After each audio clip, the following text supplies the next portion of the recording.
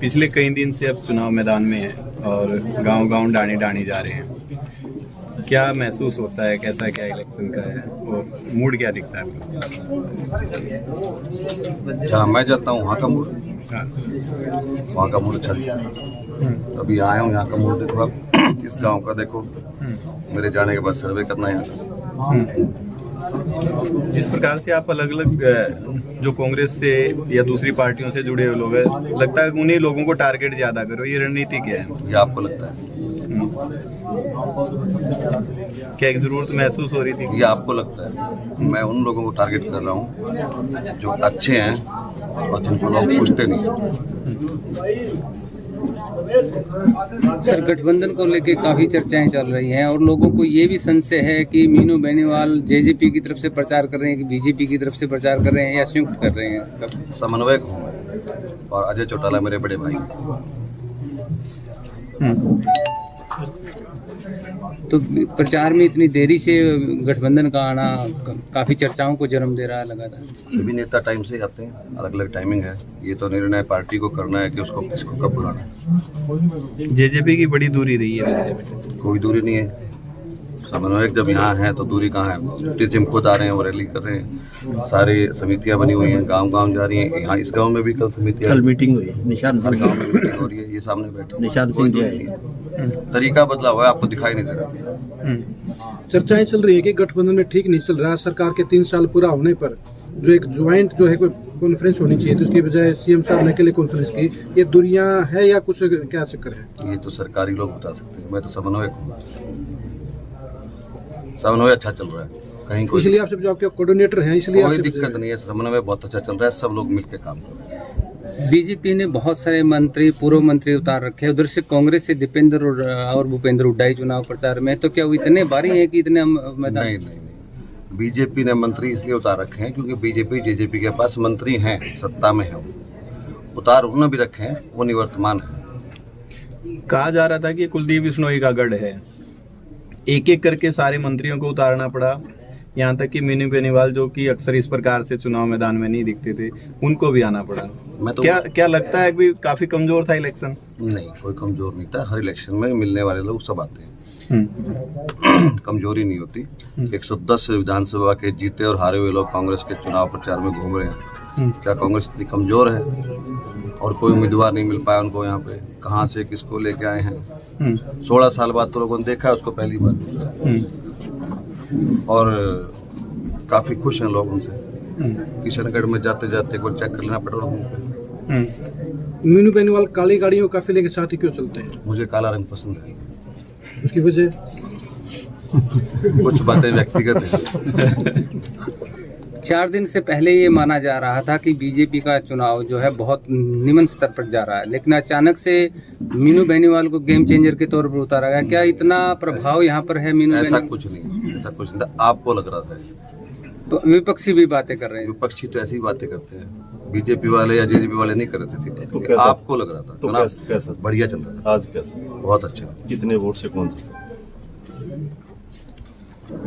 कौन की तो बात ही अलग है। गठबंधन चुनाव जीता है 100%। वही गठबंधन जिसके पास 3 उपचुनाव में खुद का कैंडिडेट नहीं था, वही कांग्रेस रैंक पे लेके, वही कांग्रेस जिसके पास में खुद के उम्मीदवार नहीं रहे पिछले 2 चुनाव में। हमने पहले 3 चुनाव भी देखा था। इतना बड़ा आदमी कहाँ से लेके आए थे? कांग्रेस वर्सेस गठबंधन की डिबेट तो नहीं है सर। नहीं, ये कांग्रेस वालों से सवाल पूछे जाने चाहिए। चुनाव आप लोग उन पे बयान दीजिएगा। मेरा सवाल ये था, वही गठबंधन जिनके पास अपने कैंडिडेट नहीं होते, 3 उपचुनाव में एक भी नहीं। वही गठबंधन जिसमें गठबंधन के सहयोगी को किसी भी 3 में से कोई एक चुनाव पर नहीं किया गया। नहीं, वही गठबंधन सरकार के 3 साल पूरा होने पर मुख्यमंत्री अकेले प्रेस कॉन्फ्रेंस जिसको द्वितीय जो स्थान प्राप्त करता है वो मतों में, उसी का पहला अधिकार होता है। जहाँ जहाँ गठबंधन में बीजेपी के लोग द्वितीय रहेंगे या जीते होंगे, उनको प्रायोरिटी मिलती है। जहाँ जननायक जनता पार्टी का द्वितीय होगा या जीता होगा, वहाँ उसको प्रायोरिटी मिलती है। बाई चांस यहाँ बीजेपी के वोट ज़्यादा आए थे और जेजेपी के कम आए। जी, पीछे किसान आंदोलन चला हुआ था तो विरोध झेलने को मिल रहा था जेजेपी बीजेपी को, तो आप गांव में जा रहे हो, कुछ असर दिख रहा है? आप जब मेरे साथ पिछले चुनाव में बेलनाबाद भी देखते थे मुझे, और अब भी आप मैं यही हूँ, और जहाँ मैं बैठा हूँ इससे बड़ा तो किसान नहीं मिल सकता। कितनी दूर देखो आप आए हो, आपको दिख रहा है विरोध? एक समन्वयक के तौर पे एक अच्छा सवाल आपसे ये बनता है कि पूरे हरियाणा में एक चर्चाएं हैं कि अगर कुलदीप बिश्नोई अब चुनाव जीत जाते हैं, कुलदीप बिश्नोई उम्मीदवार ही खड़े ही नहीं है, आप बार बार भव्य की बात अच्छा करो। फिर ठीक है, भव्य बिश्नोई अगर चुनाव तभी मैं ऐसे सवाल का जवाब दे रहा था आपको, आपको कैंडिडेट का नाम ही नहीं आता।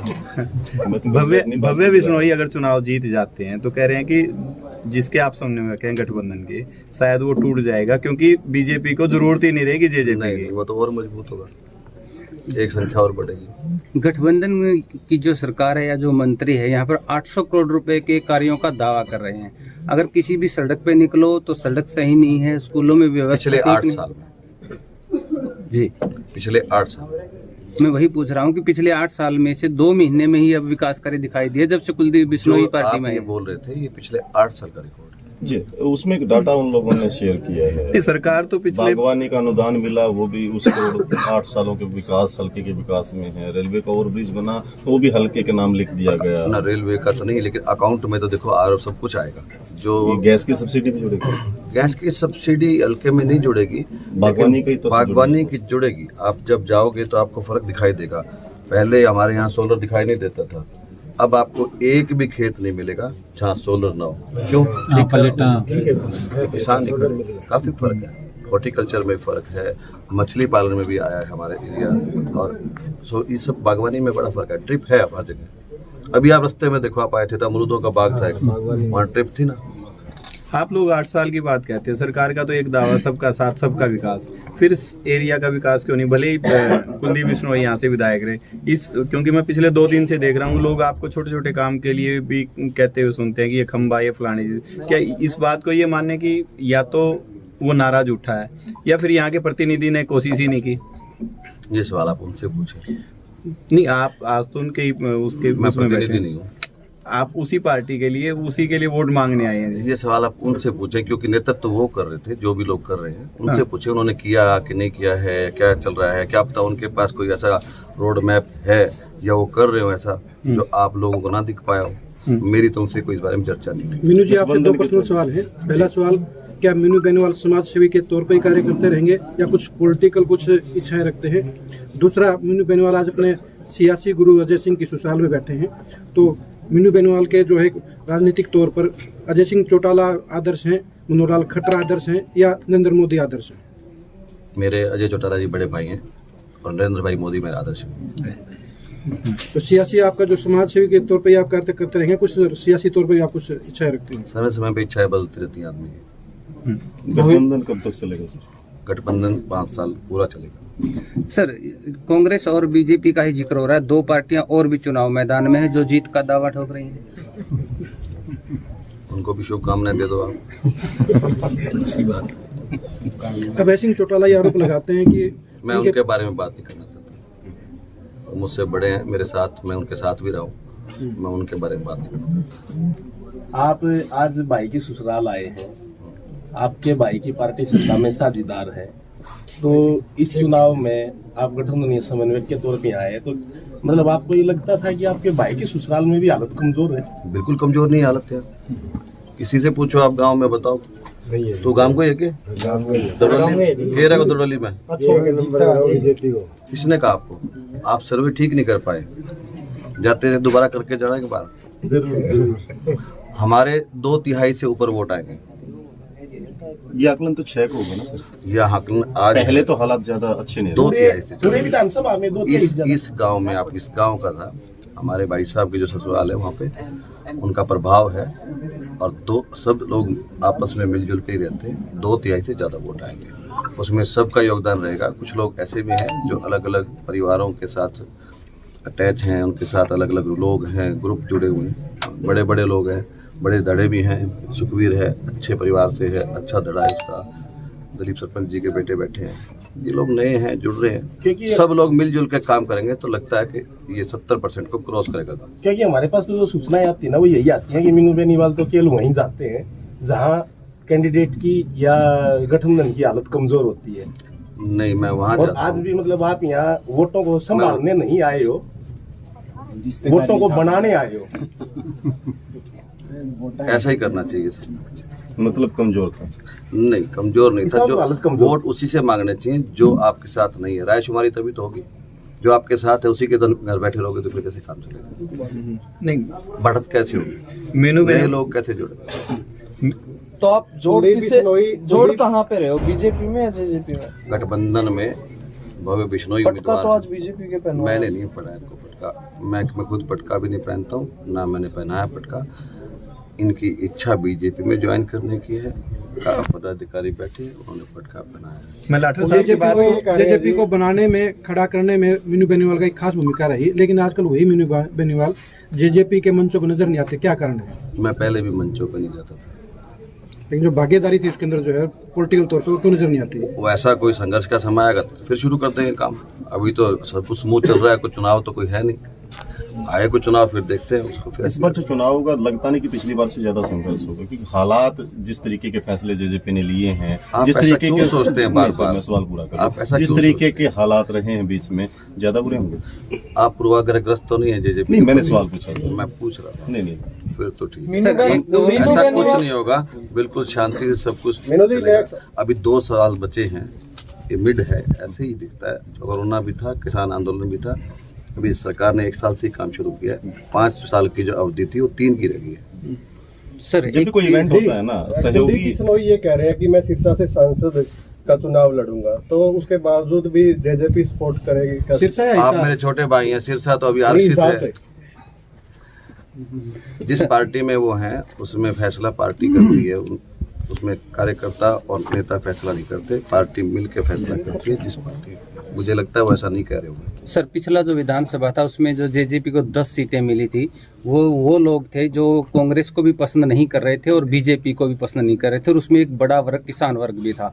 और किसान आंदोलन में किसानों की अनदेखी जो जेजेपी द्वारा की गई, उससे लोग बहुत ज्यादा नाराज हैं। कैसे खुश, मतलब आप समझ, मैं सवाल नहीं समझ पाया आपका। आप सवाल संक्षिप्त करें थोड़ा सा। सर, सीधा। मेरा सवाल ये है कि जब पिछला चुनाव लड़ा गया था तो 10 सीटें जेजेपी को मिली थी, और वो 10 सीटों को देने वाले जो मतदाता थे वो न कांग्रेस को वोट देना चाहते थे और न बीजेपी को। उनको एक अल्टरनेट चाहिए था जो जेजेपी के तौर पे देखा गया, और जेजेपी फिर गठबंधन में चली गई। और उसके बाद किसान आंदोलन में लोग चाह रहे थे कि जेजेपी आकर के उनका साथ दे। सवाल ठीक नहीं आपका। जो जेजेपी को वोट मिले वो दुष्यंत चौटाला न्याय के हैं, युवा हैं, पढ़े लिखे हैं, एक्टिव हैं, और उनकी छवि की वजह से उनको वोट मिले, विरोध के नहीं। उनको अपने पक्ष के वोट मिले थे, अपना हिस्सा मिला था। ना उनको बीजेपी के विरोध के वोट मिले थे, ना कांग्रेस के। वो एक अलग, उनका अलग धड़ा था। उनको उनकी विचारधारा से प्रभावित लोग ही मिले थे, उनके वोट मिले थे। इनेलो की हरियाणा में क्या स्थिति देखते हैं आप? आज के दिन तो थोड़ी कमजोर लगती है, थोड़ी है। आप भी जानते हैं। आज तो थोड़ी है, जब 1 MLA है तो कम ही होती है। मीनू बेनीवाल आदमपुर में क्या ग्राउंड बना के जाएंगे जीत के लिए? मीनू बेनीवाल जीत के बाद ही जाएंगे, ग्राउंड बना के जाएंगे। मीनू बेनीवाल की जो हाल के दिनों में पहली एक्टिविटी दिखी इलाहाबाद में, आदमपुर पहुंच के कभी भादरा पहुंच जाते हैं, कभी किसी इलाके में। क्या चुनाव लड़ने के कयास आपके इलाहाबाद से थे? ये चुनाव को लेकर के तमाम चीजें हैं या फिर इससे कुछ अब बड़ा तो कयास चल कम हो गए होंगे। रहा है? मैंने ये पूछा, नहीं, हमारे चुनाव को लेकर की है, इससे कुछ बड़ा? हमारा जो बेनीवाल गोत्र है काफी बड़ा है। भादरा में भी हमारे काफी बड़े ज्यादा गांव हैं, हमारे यहाँ भी हमारा बहुत बड़ा है। आप आदमपुर का एक भी गांव ऐसा नहीं है, और हर दूसरे घर में बेनीवाल मिलेगा आपको। चाहे वो खुद बेनीवाल है, चाहे हमारी बेटी भी आई हैं, चाहे हमारी बुआ भी आई हैं, चाहे कोई किसी ना किसी तरह से हम कनेक्टेड हैं, चाहे ये घर है कोई घर हो।